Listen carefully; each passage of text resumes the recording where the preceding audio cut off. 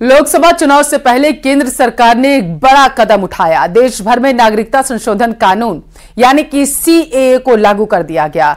इससे 3 देशों के गैर मुस्लिम शरणार्थियों को नागरिकता मिलेगी। यानी मोदी ने लोकसभा चुनाव के पहले एक और गारंटी पूरी कर दी।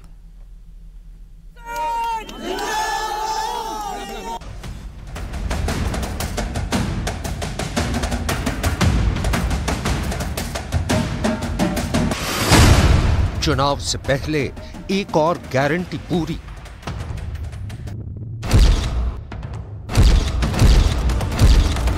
मोदी यानी गारंटी पूरा होने की गारंटी। वो भी किसी भी तरह से किसी भी सीएए कानून भारतीय संसद में 11 सितंबर 2019 को पारित हुआ था और 12 दिसंबर को राष्ट्रपति ने इस कानून को मंजूरी दे दी थी।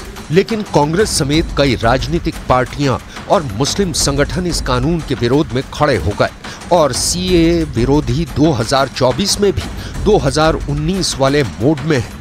कांग्रेस से लेकर टीएमसी और ओवैसी से लेकर all India Muslim personal law board साफ कर चुके हैं, सीएए आएगा तो वो फिर शाहीन बाग वाला माहौल बनेगा और पोलराइजेशन हो। ध्रुवीकरण की राजनीति हमेशा से बीजेपी करती रही है, तो एक बार फिर सीए के नाम पर अब बताएंगे, जनता के बीच में लेके जाएंगे कि ये जो लाया गया है ये इससे देश का भला नहीं होने वाला। आज सीए को लागू करना चुनाव से पहले अमित शाह जी हमेशा से कहते रहे। सारे राज्यों से इन्होंने मुद्दे को उठाने की शुरू किया। अब जिस वक्त सड़क पर बेरोजगार खड़े हुए हैं, जिस वक्त चीन की समस्या मुंह बाए खड़ी हुई है, जिस वक्त लोक सेवा आयोग लीक सेवा आयोग हो गया है, ऐसे वक्त पे विषयांतर करने के लिए ये कानून लाया गया है। हिंदू मुसलमान करने के लिए कानून लाया गया है। देखिए, बहुत ही दुर्भाग्यपूर्ण है कि जिस देश के संविधान में ये निहित हो धर्मनिरपेक्षता, उस देश में धर्म के नाम पर कानून बने। होना तो ये चाहिए था कि सभी धर्मों को इसमें शामिल किया जाता और सभी धर्मों के लोगों को सिटीजनशिप दी जाती, लेकिन किसी विशेष धर्म को छोड़कर बाकियों को सिटीजनशिप देना बहुत ही दुर्भाग्यपूर्ण, निंदनीय है।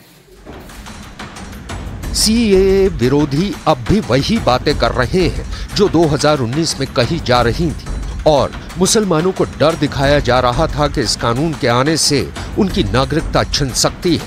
तब अफवाह फैलाई गई थी कि सीएए कानून के जरिए मुस्लिमों की नागरिकता छीनी जाएगी, जबकि ये कानून नागरिकता छीनने को लेकर नहीं, नागरिकता देने के लिए है।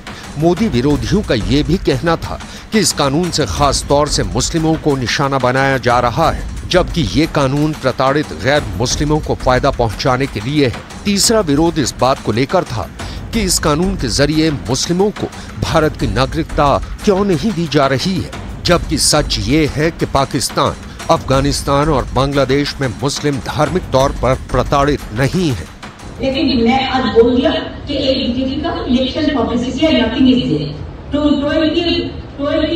20 साल में एक कानून पास हुआ था, उसका बाद 4 साल बीत गया, लेकिन अभी चुनाव जो बातें हैं एक कुछ गाप पकड़ है, एक गाप है, लेकिन असली फायदा किसी को नहीं मिला।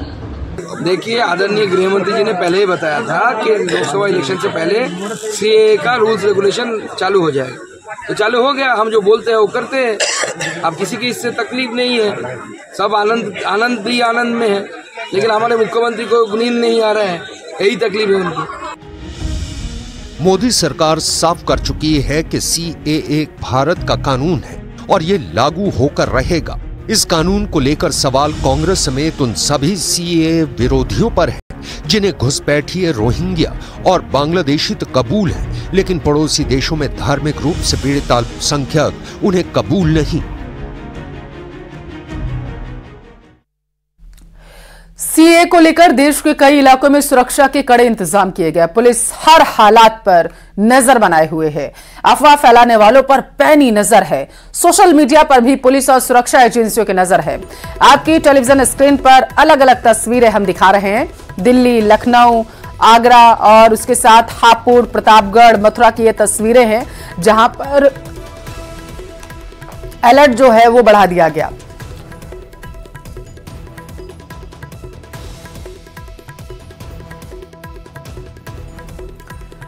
तो अफवाह फैलाने वालों पर खास करके नजर जो है प्रशासन की तरफ से रखी जा रही है और सोशल मीडिया पर भी पैनी नजर बनाकर रखी गई है ताकि अफवाह जो है सोशल मीडिया के जरिए ना फैलाई जा सके। और हर हालातों को कंट्रोल करने के लिए पुलिस जो है पूरी मुस्तैदी के साथ डटी हुई है। दिल्ली से लेकर के पूरे देश भर में कड़े सुरक्षा के इंतजाम।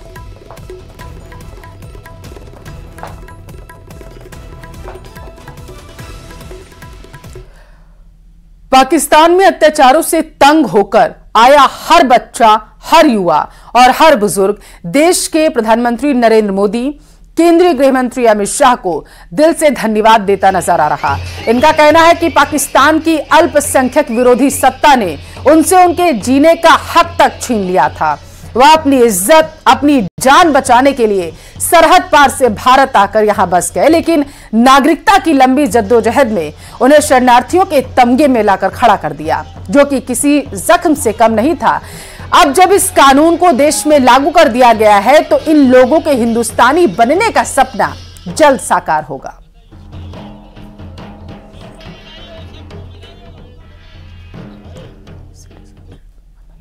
और आभार देश के प्रधानमंत्री जी का, देश के गृह मंत्री जी का और राजस्थान गवर्नमेंट के मुख्यमंत्री जी का और स्थानीय सांसद का, जिन्होंने अपने अथक प्रयासों से इसी प्रकार की कई गतिविधियां सीए के खिलाफ भी हुई। कांग्रेस के लोगों ने कई प्रकार की अड़चनें पैदा की। उनको ये पता नहीं था कि पाकिस्तान के अंदर, अफगानिस्तान के अंदर, बांग्लादेश के अंदर रहने वाले हिंदुओं के साथ किस प्रकार के अत्याचार हो रहे हैं। उन सब अत्याचारों को देखते हुए देश के प्रधानमंत्री जी ने और गृह मंत्री जी ने बड़ी सोच रखते हुए और उन लोगों को राहत प्रदान के लिए आज सीए लागू हुआ है। केंद्र सरकार ने सीए का नोटिफिकेशन जारी कर दिया, जिससे सरहदी जिले जैसलमेर काफी उत्साह का माहौल वहां पर है। विधायक छोटू सिंह भाटी, भाजपा जिला अध्यक्ष चंद्रप्रकाश शारदा, जिला प्रमुख प्रताप सिंह सहित भाजपा के कार्यकर्ताओं और पदाधिकारियों ने पटाखे फोड़कर जश्न मनाकर खुशी जाहिर की। इसके साथ ही यह कानून देश भर में लागू हो गया। सीएए को हिंदी में नागरिकता संशोधन कानून कहा जाता है। इससे पाकिस्तान, बांग्लादेश, अफगानिस्तान से आए गैर मुस्लिम शरणार्थियों को नागरिकता मिलने का रास्ता साफ हो चुका है।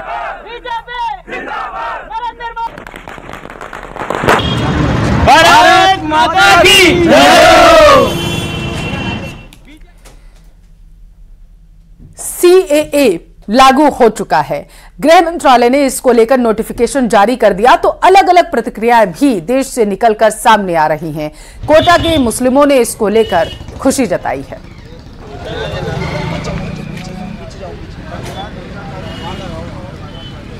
पहले तो मैं प्रधानमंत्री जी का बहुत बहुत आभार व्यक्त करूंगा। प्रधानमंत्री जी ने जो पाकिस्तान जो और बांग्लादेश जो अन्य देशों के जो अल्पसंख्यक थे उनके लिए बहुत अच्छा कानून है, क्योंकि आप ये देखिए कि जैसे कई देश हैं, पाकिस्तान है या कोई और भी देश है, वहाँ पे जो अल्पसंख्यक थे एक ज़माने में करीब 15 से 18% हुआ करते थे, जो आज प्रताड़ित होकर 1 से 2% रह गए। उनके लिए कोई देश नहीं था। आज भारत ही एक ऐसा देश है जहाँ पे सनातन धर्म के लोग रहते हैं। तो ये बहुत अच्छा एक तरीके से उनका अभिनंदन कर रहे हैं हम।